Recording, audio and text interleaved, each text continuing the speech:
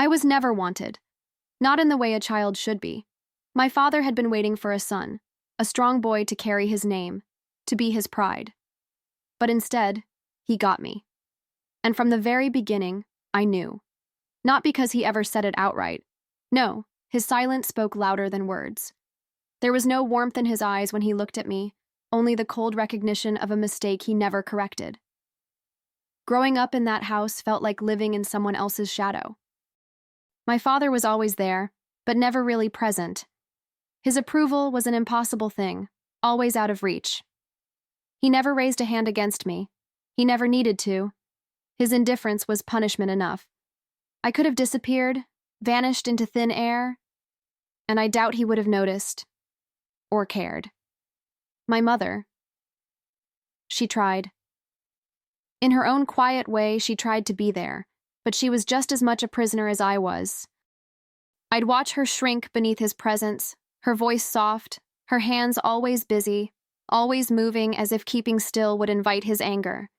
She loved me, I know she did, but love without strength is like a candle in the wind, flickering, fragile, easily snuffed out. So I tried to be enough for both of us. I studied harder than anyone else, earned the highest grades, collected achievements like armor, hoping, desperately, that he would see me, that he would be proud, that I could prove I was worth something.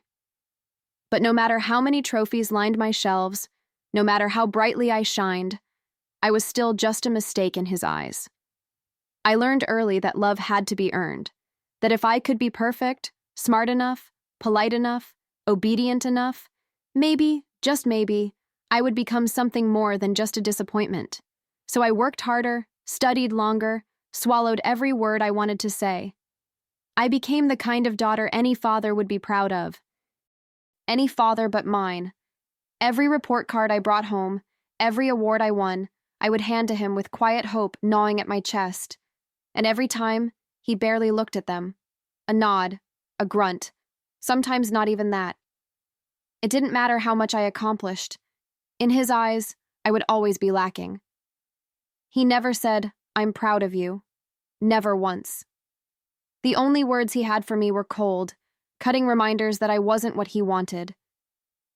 But the worst part wasn't the rejection. It was the way I kept trying, knowing deep down that nothing would ever change, that I could break myself into pieces, shape myself into something new, and it still wouldn't be enough. That kind of pain is a quiet one, a slow burn, the kind that doesn't leave bruises but settles into your bones, making a home in your chest, a dull ache that never really goes away. And my mother, she saw it all. She saw the way I shrank under his gaze, the way I fought so hard for even a scrap of acknowledgement. But she was too afraid to stop it, too afraid to fight for me when she couldn't even fight for herself. I think that hurt the most. Because if she couldn't love me loudly, if she couldn't protect me, then what chance did I ever have? There were moments, brief, fleeting moments, when I would catch myself wondering what it would feel like to be loved, to have a father who looked at me with warmth instead of disappointment, a mother who stood tall, unafraid, instead of bending under the weight of a man who barely saw her as more than an extension of his own failures. I would imagine it sometimes, just to see if it felt real. It never did. Instead, I learned to survive in the only way I could, by becoming invisible. If I stayed out of his way, if I made myself small enough, maybe he would forget I even existed. Some days, it worked. Other days, he would glance at me, eyes filled with something I could never quite name. Was it regret? Frustration? Resentment? I stopped trying to understand. What did it matter? The result was always the same. I told myself it didn't hurt, that I didn't care, that I was strong enough to not need his approval, his love, his acceptance. But I was lying. Of course I cared. Of course I wanted to be seen. No child grows up wanting to be invisible. And yet, that's exactly what I became. A shadow moving through hallways, a presence that could be ignored, erased, forgotten. And then one day, I stopped trying.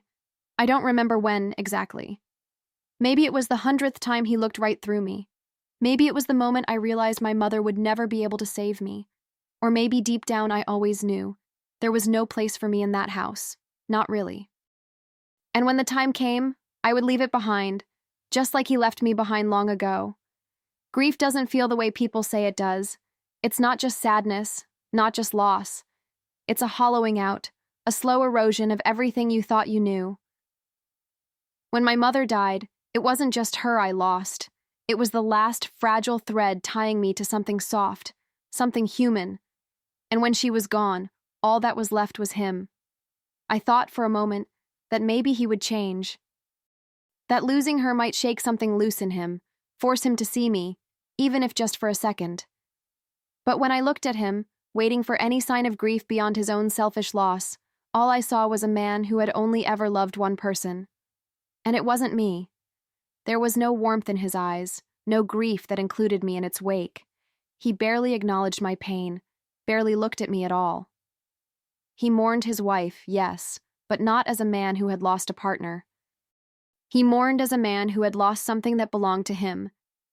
And I was just the leftover, the afterthought, the unwanted reminder of a life he never chose. I stood there at her funeral, numb, the weight of it pressing down on my chest like a stone. People murmured their condolences, but none of it felt real.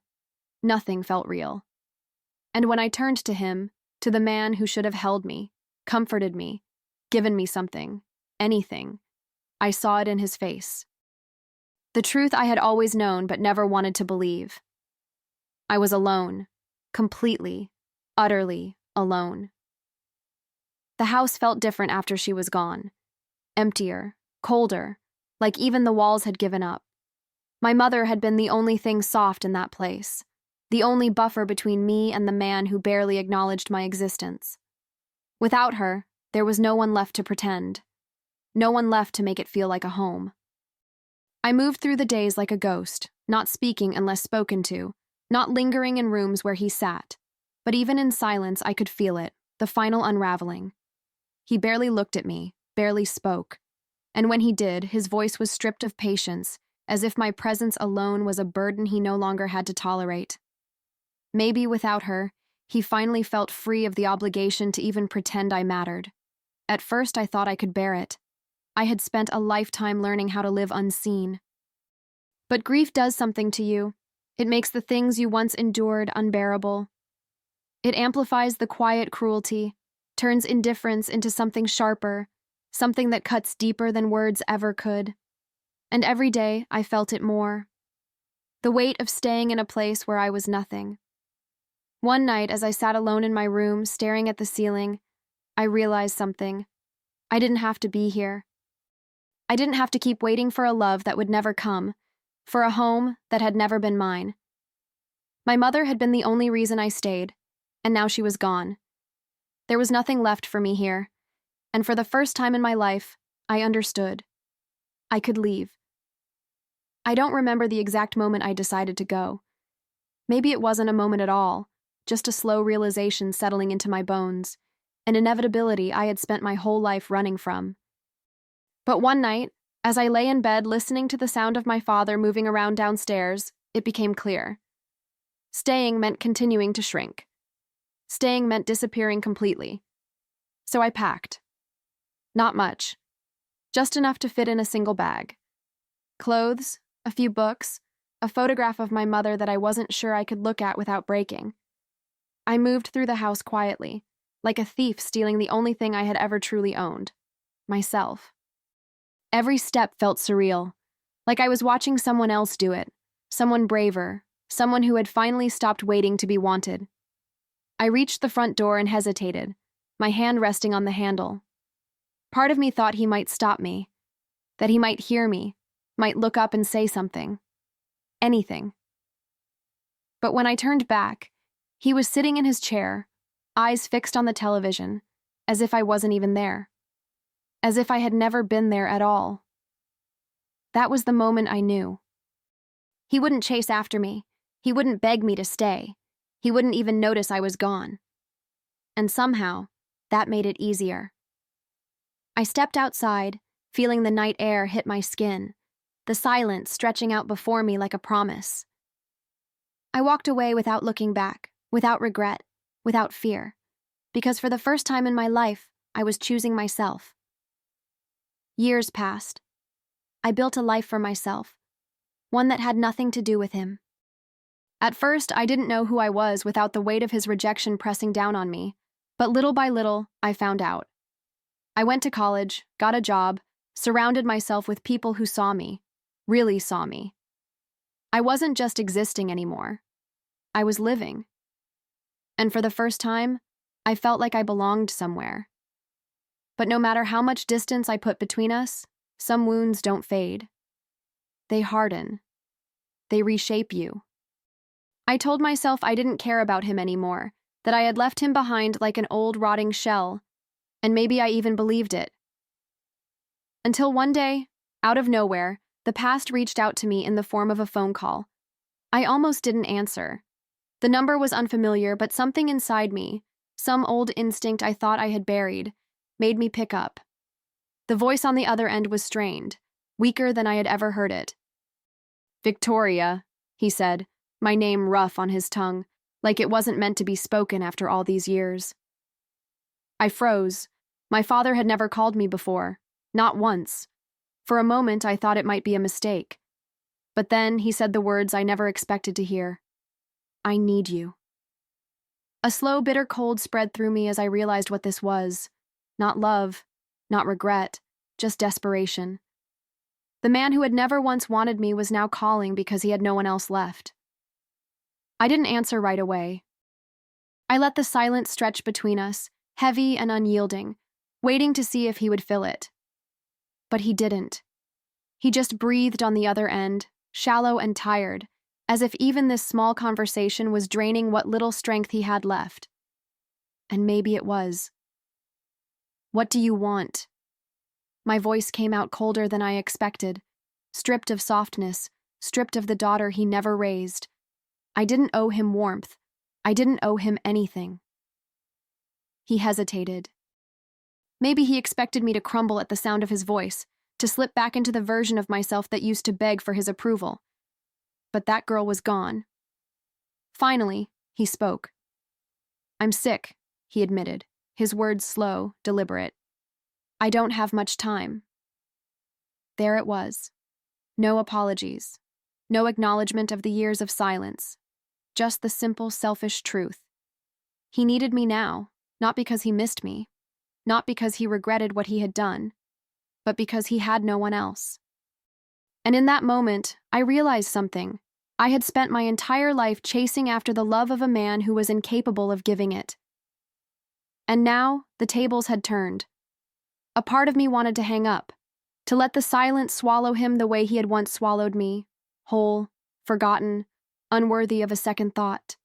But I didn't. Not yet. Because as much as I hated it, as much as I wanted to believe I had erased him from my life, his voice still reached something buried deep inside me, a remnant of the girl who had once longed to be his daughter. "How is that my problem?"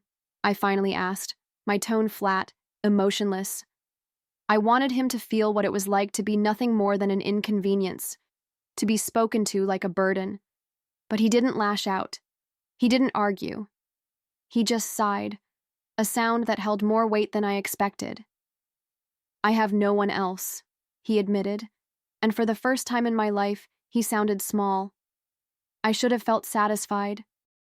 This was what he deserved, wasn't it?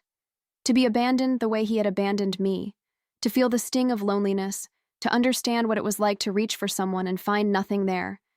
But instead of satisfaction, all I felt was something colder, something sharper. Because even now, after everything, he still wasn't saying what mattered.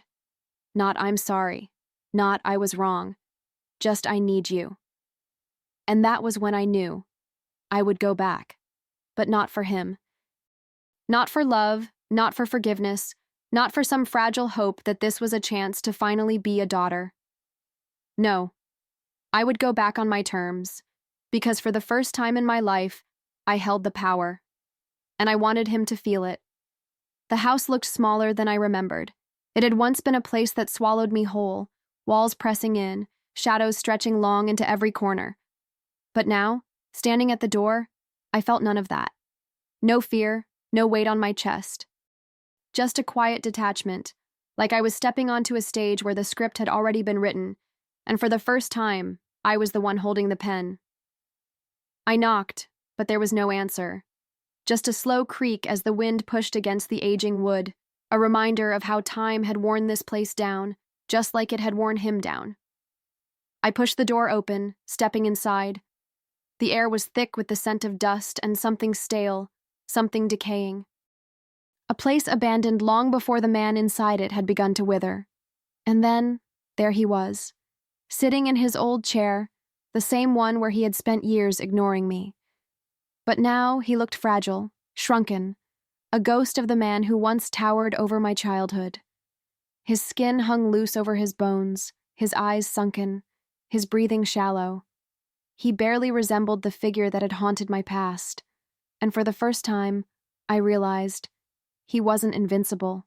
He never had been. He looked up at me, and for a fleeting second, something unreadable flickered across his face. Was it relief, regret, recognition? I didn't care. I stepped forward, my voice steady, devoid of hesitation. "You called for me," I said. Not Dad, not Father, just a statement of fact. He had summoned me like an afterthought, like a lifeline, like the last resort of a man who had spent his entire life pushing me away. For a moment, he just stared at me, his mouth slightly open as if words had failed him. Maybe they had. Maybe for the first time in his life, he didn't know what to say. Good. I wanted him to feel that, to sit in the same silence he had once weaponized against me. Finally, he swallowed, his voice hoarse, barely more than a whisper. "You came." I tilted my head slightly, watching him, measuring his words. "You came. Not I'm glad you're here. Not I'm sorry." Just an observation, as if I had appeared out of thin air, as if he couldn't quite believe I existed outside of the shadow he had cast over my childhood. "I did," I said, keeping my tone unreadable. I didn't step closer. I didn't offer comfort. I just let the weight of my presence settle into the space between us. He had spent years pretending I didn't matter, and now, here I was, the only person left. The irony of it sat heavy in the air, unspoken, but undeniable. He shifted, his frail body barely able to hold itself up. "I'm not well," he muttered, as if that explained everything, as if it excused everything. His voice cracked, but I felt nothing. No pang of sympathy, no urge to soothe his suffering. This was the man who had spent a lifetime erasing me, and now he wanted me to save him. I let his words hang in the air between us, watching as he shifted uncomfortably under the weight of my silence. He was waiting for something, a reaction, a flicker of sympathy, some sign that I still held the role of the obedient daughter he had never wanted but expected to remain loyal. But I gave him nothing. "You're not well," I echoed, my voice even. "And you think that means something to me?" His eyes flickered, just for a second, like he had expected me to be softer, expected time to have dulled the edges of what he had done.